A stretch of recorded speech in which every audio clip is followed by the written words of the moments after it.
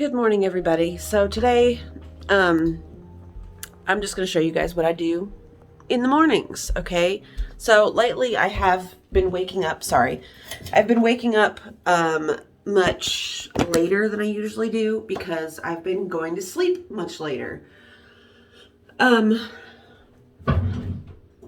daughter was here for the past 5 days. Her dad was in, at his brother's house for Memorial Day. So that was fun. Of course, she's at the age now where she's 13 almost, and she thinks I'm lame. Trust me, I've been there. We've all been there. So I don't take things like that personal. I was just thinking to myself that I do not have a lot of time before we go to the beach, which means I have to pack. I got to get things ready and pack. And oh, I hate packing, you guys. I am the worst packer. Like, the worst. I will pack so many clothes and things that I never use. It's like I'm packing for a fantasy vacation as opposed to the reality of a vacation. And you know, my fantasies, they can get elaborate.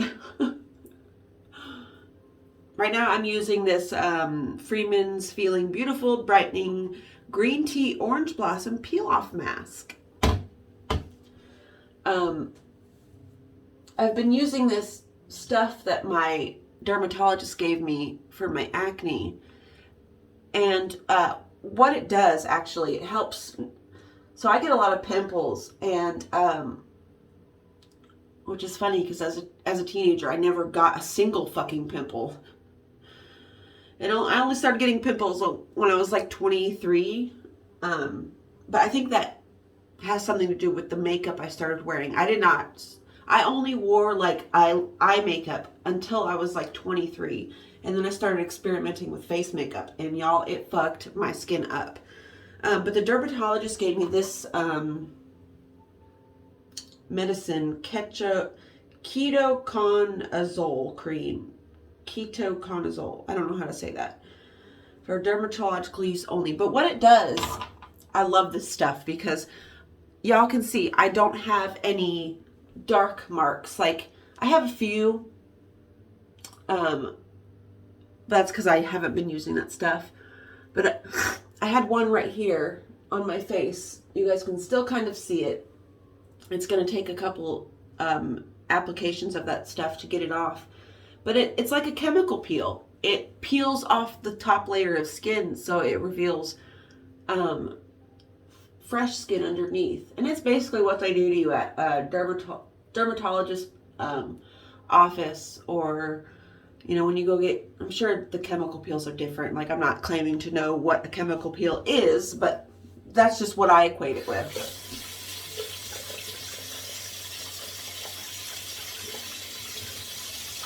I wanted to tell you guys something.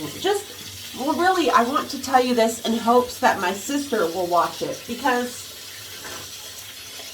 I mean, I don't know if she does watch my videos. I doubt my family watches my videos. I don't know. They might.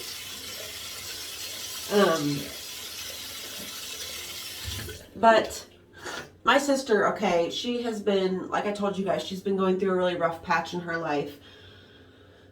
She doesn't handle rough patches well because they're few and far between for her, luckily. And she has, you know, as me, her older sister, she has naturally inflated my image in her mind of who I am or who I'm supposed to be, you know? I don't know. That's just how I feel. I feel she has inflated my role in her life. I feel she has inflated my image, actually. Like, you know, just me as a person. Not me as a person, me, the image of me, the thought of me. I don't know, it sounds crazy, but she has inflated me to a point where, you know, the person she thinks I am is so far from the person I actually am, that I feel like we don't even know each other anymore. Like, so much time has passed since we have been close, like we used to be close. that I've grown and changed completely. I am a completely different person. Not completely different, but like the way I handle myself, my reactions to things, my anger, how much anger I let out, how much I react to things. All of that stuff has changed immensely. I am not the same person I was 5 years ago, 2 years ago. And she has been like trying to rekindle this relationship with me. And it's really, I told you guys what was going on, where somebody was texting Mark, trying to break him and I up while I was in Alaska in 2019. And spreading complete lies about me, spreading rumors, saying I'm on drugs, like saying she was like, it was right around the time when I had quit drugs, but she was still making it seem like to other people that I was on drugs, and I wasn't at the time. And so she was a big player in the mess that was my life for a while. Like, I caused the mess, obviously, but like she was like stoking the fire, she was like, these rumors and everything, and my life, it felt like it was falling apart at the time. So that, on top of everything else, it was like the straw on the camel's back, and I just cut off communication. Okay, so I'm one of these people. We could be the best of friends. We could give birth to each other's children. We could save each other's lives. We could do all that kind of deep shit. And I will love you every step of the way. But when I figure out how you actually feel about me, or if I feel like my love that I feel for you is not reciprocated at all, and like I feel like it's like a one-sided thing, I have no problems. I have no issues cutting you out completely and acting like you never existed. It's very easy for me to do that. It's very easy for me to walk by somebody I've known my entire life and act like I don't even see them. It's so easy for me to do that. I do not like doing that, but I can get to that point with people. It's a protection mechanism. It's my own way to protect myself, because I'm the type of person, like, I understand people. I get why we do dirty things to each other. I get why we lie to each other. But if you don't have the balls to say, hey man, I fucked up, or hey man, I lied, I'm sorry. If you don't have the balls to do that after you did me dirty, because I can accept that. I can accept that all day long. Say, somebody say, hey man, this is what I did, because I know what you did. I know what people do to me, and it's when you don't have those fucking balls to say, this is what my role in all this mess is, and I apologize, and I want to move forward with a clean slate, because we can, with me. Sorry guys, I'm getting emotional, because this is really something that gets to me, and I guess this is what I needed. It's like, we can definitely move on. We can have the greatest relationship. But if you can't own up to your shit, but you expect me to own up to mine, because I'm going to own up to mine all day long, you can like completely forget about me. 100%. I don't play those childish games, okay? I will play some games with you for a little bit. I will get childish with you if I feel like you are worth it. Like with Mark. I feel something with this man that I've never felt in my entire life with anybody. This is like my first great love of my life. Well, my second. But the first one, I don't think it counted, because I was so young and I didn't understand what love was. And so, I can't forgive people. Well, I forgive them, but I just won't accept that kind of person in my life. And my sister is that person. Okay? She's slowly being able to open up and say, yeah, this is my role, blah, blah, blah. Because I will do this all day long with people. I will admit to my faults. I will admit to my wrongdoings. But y'all, you have to get comfortable with these uncomfortable conversations, because a lot of the times it's what needs to be said for things to get better. Like, you cannot go through complete a huge fight and a mess with somebody and then act like it never happened and never speak about it and think that that relationship is going to recover and move on like nothing happened. You are fucking insane if you think you can be like that with me.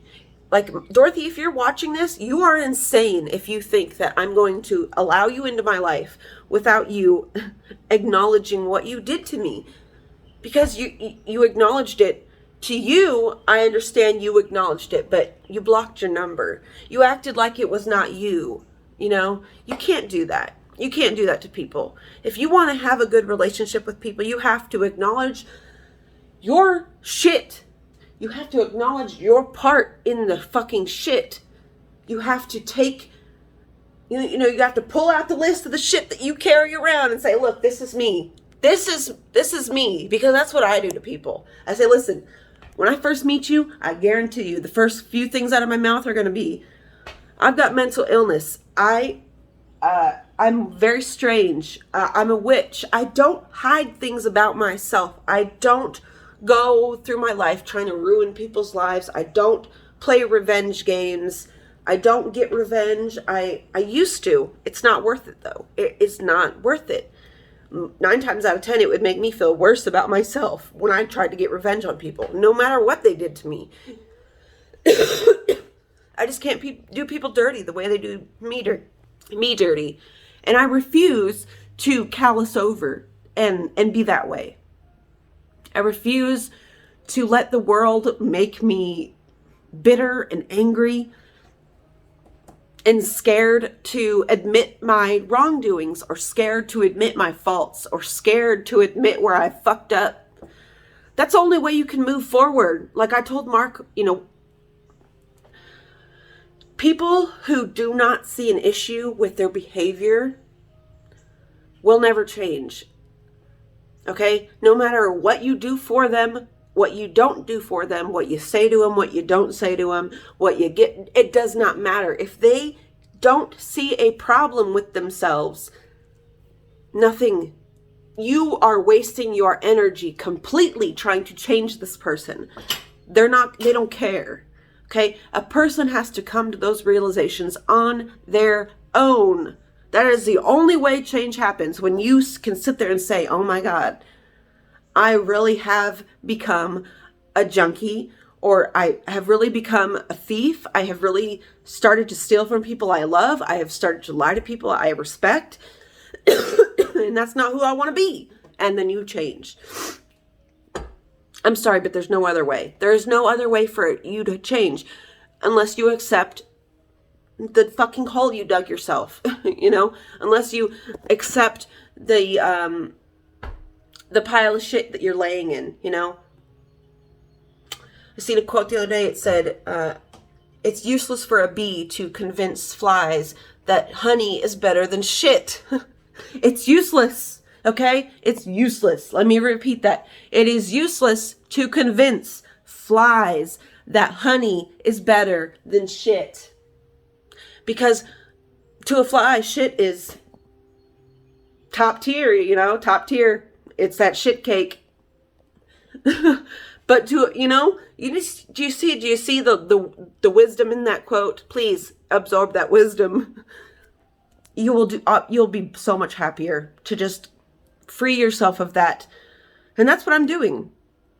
Until, Dorothy, you can admit to your shit and the fucking crap that the fire you stoked in my life and all the lies and shit you told, I'm going to continue to answer your text messages with K or nothing at all, because you don't deserve my energy. You don't deserve my healing words. You don't deserve my uplifting spirit. You don't deserve to have belly laughs with me. Like, you don't deserve that shit, because you dug that. You made your bed, lie in it, I needed to have this therapy session because I have not been going to therapy. I have been, this emotion and this this has been swirling around in me for a few days, and I've been really feeling it. It's been stuck right here. It's been really literally stuck right there. So that's why there was a lot of emotion. I love you guys. If you have any advice, if you have anything to say to me, I would more than happy to hear anything, any kind of ways to approach this, or what would you do in this situation. I love you guys, and I will see you in the next video. Bye.